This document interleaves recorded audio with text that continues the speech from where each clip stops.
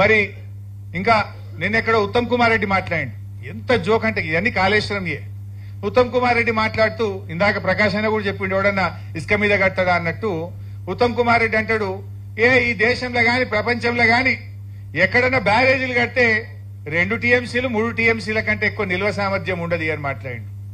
మరి ఆయన అయితే చదువుకున్నోడే, విజ్ఞుడే, విజ్ఞానవంతుడే. కానీ ఆయన కూడా అవివేకంతో, అజ్ఞానంతో లేదా రాజకీయ దురుద్దేశంతో తప్పుడు మాటలు మాట్లాడుతున్నాడు. 2 టీఎంసీలు 3 టీఎంసీల కంటే బ్యారేజే లేదట. మన దేశంలోనే గంగా నది మీద ఫరక్కా బ్యారేజ్ 30 టీఎంసీల సామర్థ్యంతో ఉన్నది. దాని డెడ్ స్టోరేజే 7 టీఎంసీలు ఉంటుంది ఫరక్కా బ్యారేజ్ లో.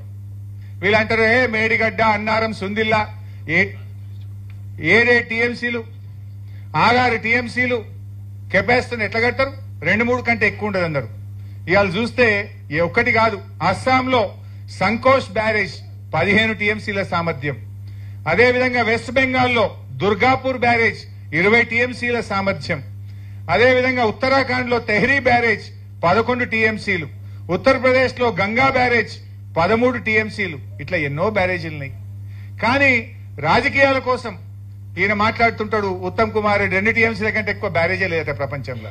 ఇప్పటికైనా సోయి తెచ్చుకో, ఆ అజ్ఞానంతో మాట్లాడి విలువ తీసుకోవద్దని చెప్పి కూడా నేను ఆయనకి హితవు పలుకుతా ఉన్నాను.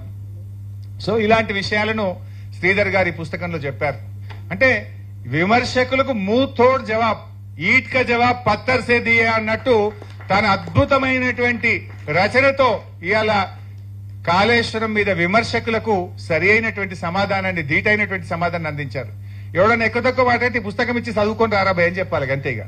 ఈ చదువుకొని వచ్చినాక కాళేశ్వరం గురించి మాట్లాడడానికి వాడు మళ్ళీ మాట్లాడాడుగా. చాలా సార్లు నేను సవాల్ కూడా వేసినాం, బహిరంగ చర్చకి రెడీ పోయి నేను వస్తా అంటే ఎవరు రారు. ఎందుకంటే మన దగ్గర సమాధానం ఉంది, నిజాయితీ ఉన్నది, మనం చేసిన పనిలో చిత్తశుద్ధి ఉన్నది కనుక వీళ్ళెవరు కూడా ముందుకు వచ్చేటువంటి పరిస్థితి ఈ రోజు మనకు కనబడతలేదు.